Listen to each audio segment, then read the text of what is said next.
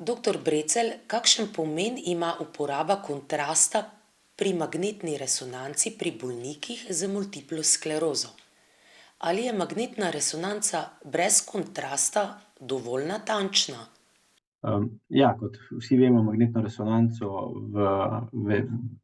zelo pogosto oziroma praktično pri vsakem bolniku uporabljamo v diagnostične namene na začetku postavitvi diagnoze in na drugi strani za spremljanje učinkovitosti zdravljenja oziroma z namenom iskanja novih sprememb na magnetno-resonančnem slikanju glave.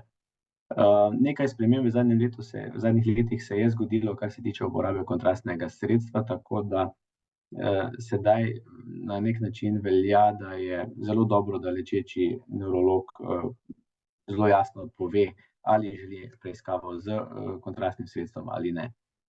Namreč nekako se priporoča uporaba kontrastnega sredstva ob diagnostičnem magnetno-resonančnem slikanju glave ali pa tudi vratne hrbtenjače, torej ob začetku, ob postavitvi diagnoze, ker je to pomembno tako za samo postavitev diagnoze kot tudi za oceno same prognoze bolezni in posledično tudi pri izbiri zdravljenja.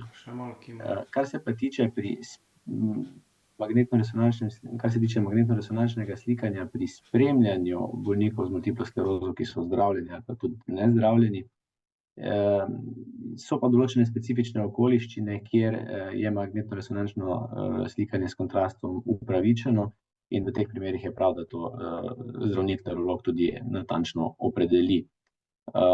Določena zdravljenja so tovrstna, da je pomembno, da vemo, ali so se neke spremembe dogajale že v času zdravljenja, torej takrat, ko je bilo slikanje narejeno, to bi bile te tako imenovane s kontrastnim sredstvom obarvane lezije ali so pač lezije nastajale že prej. Torej, če bi nekako posplošili, bi svetovali še eno kontrolno magnetno-resonančno slikanje glave s kontrastnim sredstvom po uvedbi terapije, v nadaljevanju pa potrebe po kontrastnem sredstvu niti ni, razen kot sem že omenil, specifičnih situacij.